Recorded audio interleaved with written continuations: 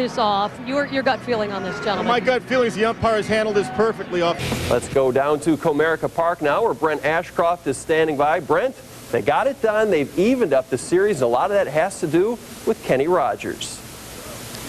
Yeah, it does, but Tim, Kenny Rogers, of course, making news tonight for the good and the wrong reasons. But let's first off talk about how the Tigers got this thing done. Obviously, they did everything they had to do in this game. They scored the 3 runs.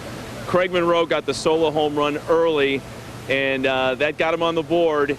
And obviously, they had chances in this game to score a lot more runs. In the 4th inning, the Tigers left the bases loaded with nobody out. The top of the lineup came up.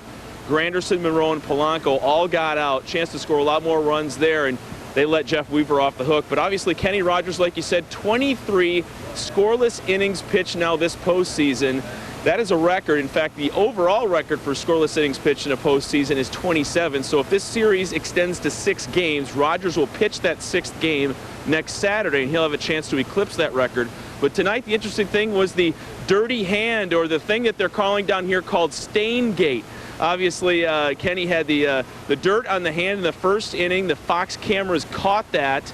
And by the time Tony La Russa actually made issue of it, Kenny Rogers washed it off his hand. Kenny actually addressed the media moments ago here and talked about that incident. Just for the record, what was on your hand in the 1st inning, and how did you take it off, and why? It was a big clump of dirt, and I went and wiped it off after the first. I didn't know it was there until afterwards, and then they told me, and I was like, took it off, and then no big deal. You just can't make mistakes to these guys, and I was trying my best to make every pitch as good as I could, down in the zone, in or out, and you know, I don't feel like I was as sharp at locating, but I got away with it. He's been doing great. I mean, he's unbelievable. The last 3 starts in the playoffs, he's been unbelievable. He don't miss. Again, he got another performance. You know, like he don't miss anything. His emotion is, you know, I think that's exciting. You know, I think that, you know, people say, hey, he didn't have that totally during the season, but this is the postseason, man. Every pitch matters, every out matters. It's the way it should be. You know, if anyone's out there just kind of lollygagging and going through the motions, I would have a serious problem with them. This is the World Series. This is what you prepare for. Even if we did lose this game, we still had games to play, and that's the good thing. It wasn't an elimination game, and you can't look at it as a must-win unless you're in an elimination situation. We had to come out, try not to do too much, get on top, take advantage of opportunities, which we did, and we had enough to go ahead and win the ballgame. So whether Major League Baseball makes any issue out of the stain on Kenny Rogers' hand, we'll have to wait and see. I'm sure there'll be tons of reports and stories and conversation about it tomorrow. Obviously, the Fox cameras got great shots of it, so it's not like Major League Baseball doesn't have anything to work with to check into it. But you know what? The Tigers, bottom line, got it done tonight. This series is tied 1-1 and headed to St. Louis for Game 3 on Tuesday. Tim, we'll send it back to you in the studio. All right, Brent, sit tight. We're going to see you back here in just a sec. But speaking of St. Louis, some numbers from the Cards. Former Tiger Jeff Weaver just didn't have it tonight, kind of like when he pitched for Detroit. 5 innings pitched, 9 hits, 3 earned runs. Scott Rowland 2 for 4 with a run scored in the 9th. Remember, he had that big home run yesterday. Cards used 5 relief pitchers in the loss. The next game is in St. Louis. 8 p.m. is when the coverage begins on Fox, and the Cards are looking to bounce back. Whoever they send out there is a quality starting pitcher, and we got to find a way to.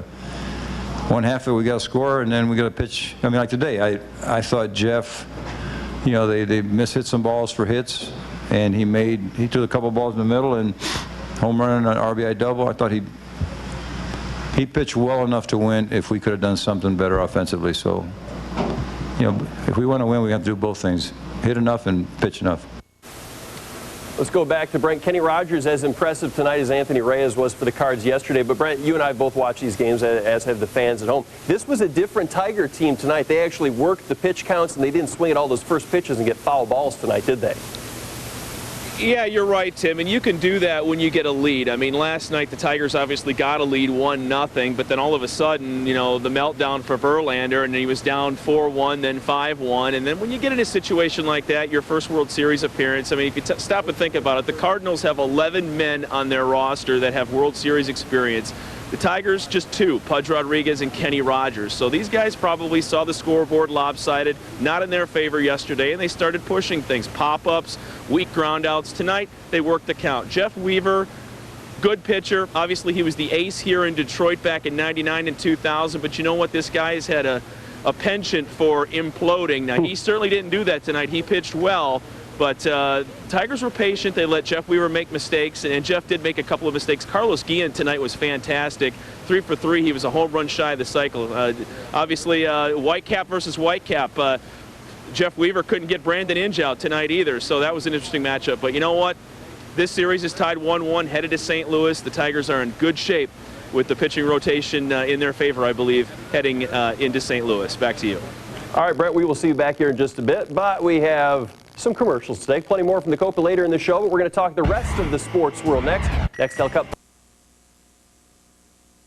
Because I think pitching wins in the postseason. I think we'll see that in the end, so I'll stick with Tigers in 6. So, Tim, if it is the Tigers in 6, that means this championship will be won back here at Comerica Park next Saturday night. And as we mentioned earlier in the show, Kenny Rogers gets the start in that game. And a quick fact for you, the last 2 times the St. Louis Cardinals won Game 1 of a World Series, they went on to lose the World Series. And that was in 1968 to the Tigers and 1985 to the Kansas City Royals. So maybe it's going to be 3 for 3 in that category. Back to you.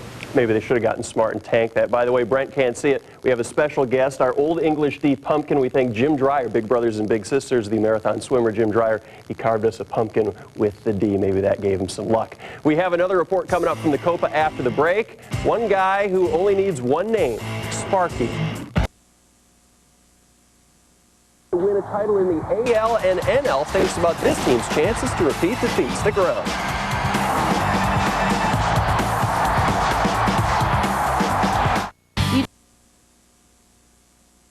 Some of his thoughts on the World Series being back here in Detroit.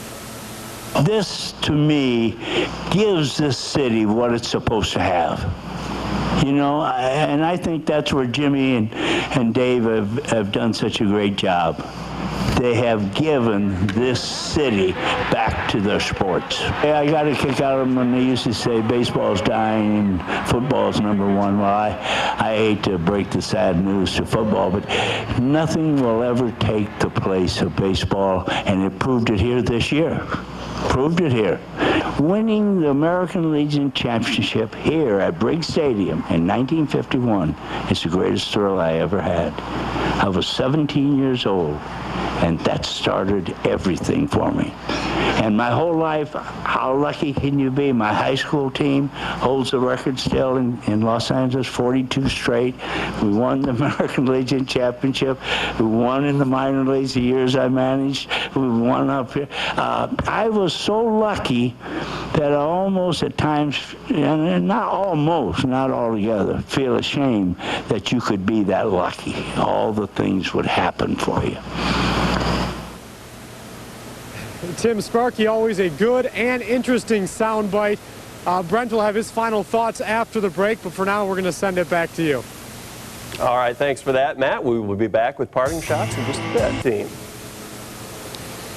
Yeah, Tim, I think the Tigers are in really good shape now heading off to St. Louis. You take a look at the pitching matchups here in Game 3. You got Nate Robertson for Detroit going up against Chris Carpenter. I give Nate Robertson, the Tigers, the edge here. Carpenter, obviously the reigning Cy Young Award winner in the National League. Finished with a 15-8 record, 3.08 ERA, but you know what? He has not really had a whole lot of success in the postseason. I think Robertson's going to go down there and pitch a really solid game. I think the interesting matchup will be Game 4 on Wednesday. Jeremy Bonderman against Jeff Suppan. Now, Jeff Suppan has been lights out this postseason. He's been putting up Kenny Rogers type postseason numbers. Are you hungry? Because there's a guy out here on the field tonight that could deliver one.